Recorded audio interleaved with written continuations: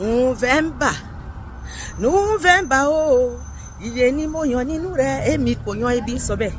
November, November o, iye ni mo yan nínú rẹ̀, èmi kò yan ibi. Káàbọ̀ rẹ̀ mi sínú oṣù kọkànlá ọdún yìí. Ọlọ́run tí ń yọ sí ni wẹ́rẹ́ ní ìkórìtà tí ìrètí pin.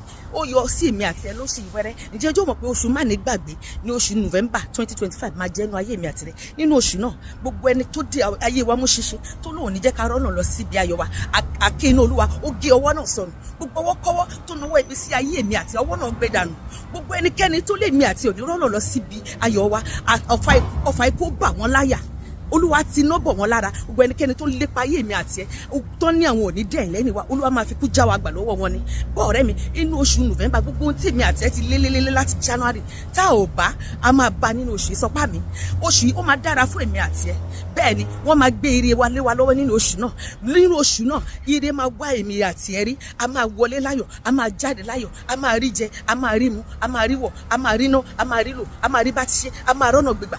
Gbogbo tá a bá dáwọ́lé nínú oṣù náà ó máa yọrí sí rere. Èmi àti a máa wà níbi tí ó yẹ ká wà lákòókò tí ó yẹ ká wà níbẹ̀ láti rí ire ayé wa gbà. Olórí àyànmọ́ ó máa wá èmi àti ẹ rí. Gbogbo ọjọ́ pípẹ́ ó máa ṣẹ́ fún èmi àti ẹ. Gbogbo tá ti lélélélé tá a máa bá nu oṣù náà. Gbogbo ohun tí Ọlọ́run ṣètò fún ayé mi àti ẹ fún oṣù November 2025 ó máa tẹ̀ wá lọ́wọ́, sọ pé ó máa tẹ̀ mí lọ́wọ́. Gbogbo ẹnikẹ́ni tó bá lò ó máa dúró sọ́nà eré ayọ̀ èmi àti ẹ. Katapila àti bulldozer òde ọ̀run Olúwa máa fi wó wọn kúrò lójú ọ̀nà wa ni. Bọ́ ọ̀rẹ́ mi, inú oṣù November 2025 èmi àti ẹ a ò ní rìn jọ́ tẹ̀mí pọ̀nà sọ́pà mi, a ò ní ṣubú dànù fún ọ̀tá, a ò ní bọ́ sínú ìtàkùtì ọ̀tá, a ò ní rànìrà, a ò ní rànìnù, a ò ní rànì fẹsẹ̀ sí, a ò ní ṣe kóńgẹ́ ẹ̀mí, a ò ní rìn jọ́ tẹ̀mí pọ̀nà. Ibi tí ilẹ̀ ti ń béèrè fún ẹ̀jẹ̀ a ò ní gbàbẹ̀ kọjá. Mọ́tò tó sún màdìwò mọ́ kò ní gúnlẹ̀ sí ilé mi àti ẹ. Ẹni tí ò fayọ̀ mọ́lé wa kò ní fi ìbànújẹ́ mọ́bẹ̀. Inú oṣù November 2025 láti ìbẹ̀rẹ̀ títí dòpin ayọ̀ ní tọmọ Ọlọ́run, ayọ̀ ní tèmi àti ẹ. Bọ́ Ọlọ́run ti fi àṣẹ fún áńgẹ́lì rẹ̀ láti pa èmi àti ẹ mọ́ ní ọ̀nà wa gbogbo. Àwa ò ní fi ẹsẹ̀ wa gbó òkúta. Ẹnikẹ́ni tó wa kòtò nítorí wa mọ́ máa jì sí ni. Ẹnikẹ́ni tó kọkú sí nítorí èmi àti àwọn ọlọ́mọ fi sí.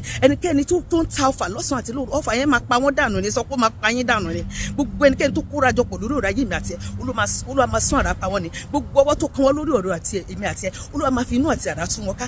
Gbọ́ ọ̀rẹ́ mi, nínú oṣù November 2025 ǹjẹ́ o jẹ́ mọ̀ pé gbogbo ọkàn tó fẹ́ ire ní àgbáyé Ọlọ́run máa yọ̀ǹda ire wa fún wa. Gbogbo ẹni fẹ́ lọ́kọ ó máa lọ́kọ, gbogbo ẹni fẹ́ láya máa láya, gbogbo ẹni fẹ́ lóyún máa lóyún, gbogbo ẹni tó fẹ́ wá iṣẹ́ máa ríṣẹ́, gbogbo ẹni tó fẹ́ lọ sí ìlú òyìnbó ó máa rí bísà rẹ̀ gbà. Ìwọ tó wà ní òyìnbó tó ní ìwé ìgbélú ó máa rí ìwé ìgbélú rẹ̀ gbà. Gbogbo ẹni tó ń ṣàìsàn lábẹ́ òun mi ìwòsàn pípé yóò jẹ́ tèmi àti rẹ̀. Nínú oṣù November 2025 orí èmi ò ní gbàbọ̀dẹ̀, orí ìwọ náà ò ní gbàbọ̀dẹ̀. Àṣàsí àrán sí ẹ̀ fún èdè kò ní nípa lórí wa. Àwọn ẹni bí ayé kò ní rí wa gbéṣe. Ẹni bá pé orí wa níbi kó máa dáhùn fúnra rẹ̀. Ẹni bá gbé jígí sílẹ̀ tó fi wáyé mi àti ẹ, Olúwa máa fọ́ jígí náà dànù. Gbogbo